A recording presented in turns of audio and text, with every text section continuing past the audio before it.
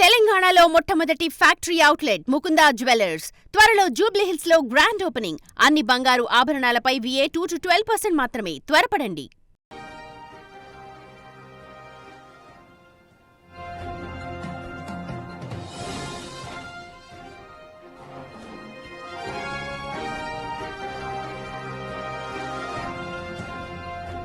లోకంలో అందరి ప్రేమ కంటే తల్లి ప్రేమ నిజమైందంటారు. స్వార్థం లేనిదంటారు.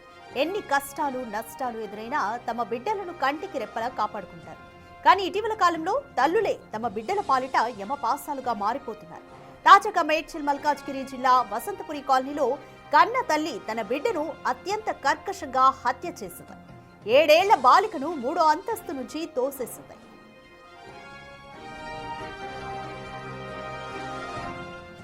మల్కాజ్గిరి వసంతపురి కాలనీలో మొనాలిసా అనే మహిళ నివసిస్తోంది. ఆమెకు 7 ఏళ్ల షారోని మేరీ అనే కూతురు ఉంది.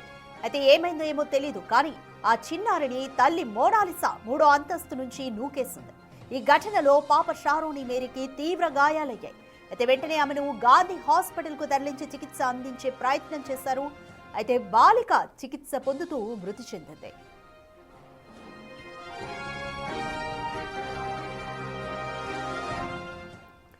మోర్ డీటెయిల్స్ మా ప్రతినిధి అనిల్ అడిగి తెలుసుకుందాం.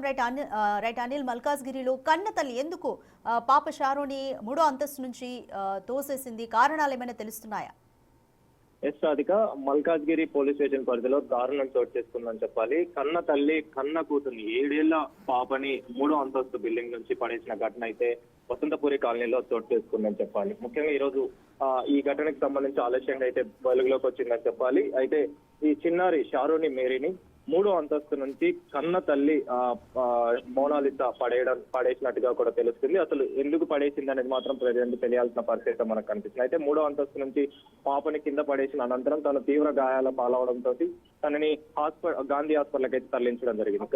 తరలించిన అనంతరం తను తీవ్ర గాయాల పాలవడంతో పరిస్థితి విషమించడంతో తను చనిపోయినట్టుగా కూడా తెలుస్తుంది, మృతి చెందింది. అయితే ఇందులో భాగంగానే ప్రజెంట్ పోలీసులు కేసు నమోదు చేసుకుని దర్యాప్తు చేస్తున్నారు.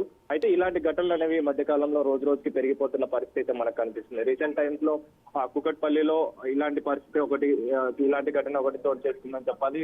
కన్న తల్లి 2 పిల్లల్ని కూడా బిల్డింగ్ పై నుంచి తోసేసి ఆ తర్వాత ఆత్మహత్య చేసుకున్న పరిస్థితి మనం చూడొచ్చు. అలానే ఇలాంటి ఘటన కూడా ప్రజెంట్ ఈ మల్కాజ్గిరి పోలీస్ స్టేషన్ లో చోటు చేసుకుందని చెప్పాలి. అయితే ఎందుకు పై నుంచి పడేసింది, పడేయాల్సిన కారణాలు ఏంటి అనేది మాత్రం ప్రజెంట్ అయితే తెలియాల్సిన పరిస్థితి మనకు కనిపిస్తుంది. ప్రస్తుతం అయితే పోలీసులు కేసు నమోదు చేసుకుని దర్యాప్తు చేస్తున్న పరిస్థితి మనకు కనిపిస్తుంది. రాధిక, ముఖ్యంగా ఈ ఘటనపై అయితే ప్రజెంట్ కాలనీ వాసులకు సంబంధించి కావచ్చు, ఆ కాలనీలో ప్రజెంట్ కలకలం సృష్టిస్తున్న పరిస్థితి అయితే మనకు కనిపిస్తుంది. విషాద ఛాయలు అలుముకున్న పరిస్థితి ఆ ఏరియాలో ఏర్పడిన పరిస్థితి మనం చూడొచ్చు. Radhika, thank you Anil.